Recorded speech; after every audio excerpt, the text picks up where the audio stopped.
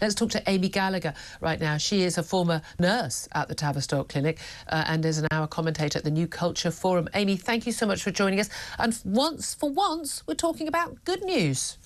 Yeah, this is a very, very welcome announcement. I think we should be very proud here in the UK. We are leading the way on this issue.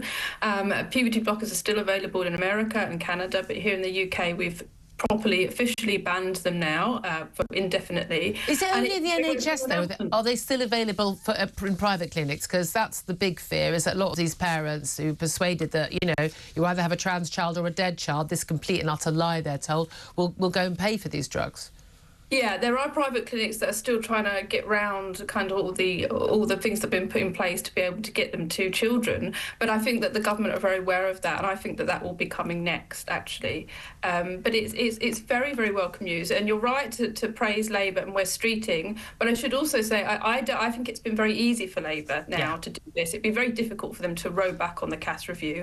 And it was the Tories. There's a lot of things you could criticise the Tories for, but they did bring in Hilary Cass, and it was that initially banned puberty blockers right at the end before he went. So this was, you know, this is a triumph for the Tory government, I feel. Yeah. Although, again, I would be of the view they did it far too late. The evidence was very, very, very clear. You know, 10 years ago that this was a massive issue and it was vulnerable children, autistic children, actually largely gay children who were being given puberty blockers. I mean, this is the most homophobic ideology. You know, people talk about the LGBTQ plus IA whatever ever community. Being a gay man or a lesbian woman has got sod all to do with someone thinking they're born in the wrong body, or someone who's, I don't know, what's the A? They don't have sex. No one cares. No one's interested. Queer. I mean, you just got blue hair. No one's interested. Not a thing. It's not a community. But the trans thing has been, in terms of the pushing of that ideology, has been actively homophobic. Young lesbians, young gay boys being told, oh, you know, your problem isn't that. Your problem is that you're actually born in the wrong body. You should completely change your body with puberty blockers, go down a route which is going to lead to the mutilation of your body, your inability to ever have, you know, sexual gratification, ever have children, ever have a normal life. I mean, and this was done in the name of loving trans people. I mean, it's genuinely been monstrous what's happened. It's one of the biggest medical scandals in our lifetime, and you're right. I mean, it's good that this has happened, but it's 20 years too late. I mean, people were blowing the whistle on this 20 years ago at the time. People like you. Sue Evans and Marcus Evans and other clinicians, and they were shut down. They were often bullied. Some of them lost their jobs or felt that they couldn't continue in the profession. And of course, we've had, you know, patients having damage done to their body. It was a lesbian patient, Kira Bell, who had to take the Tavistock to court in order to get this changed. And she was 14 years old when she was given puberty blockers, and just basically wanted to detransition because she's not a boy, she's a girl. Yeah, puberty, I mean, the whole of this puberty blockers was built entirely on a lie.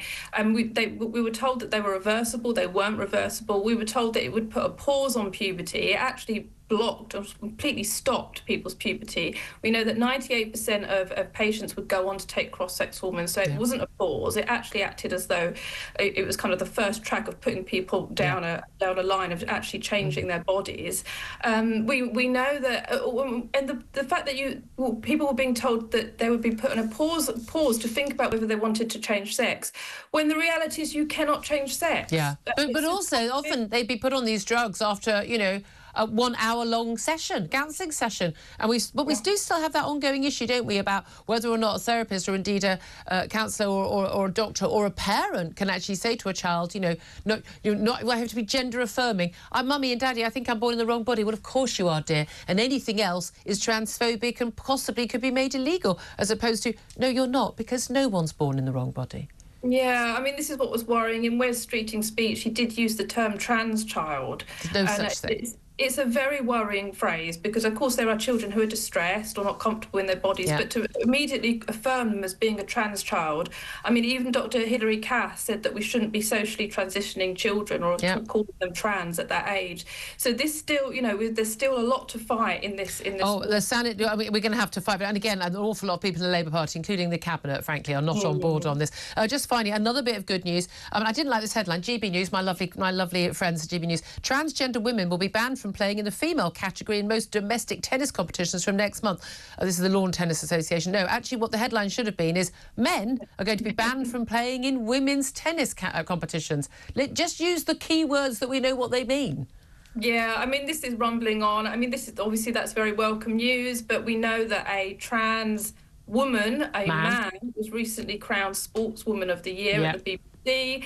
A trans woman, in other words, a man, was just given the British Fashion Model Award, which historically always goes to a woman. So we just take one step back, two steps forward with this sometimes. It really depends.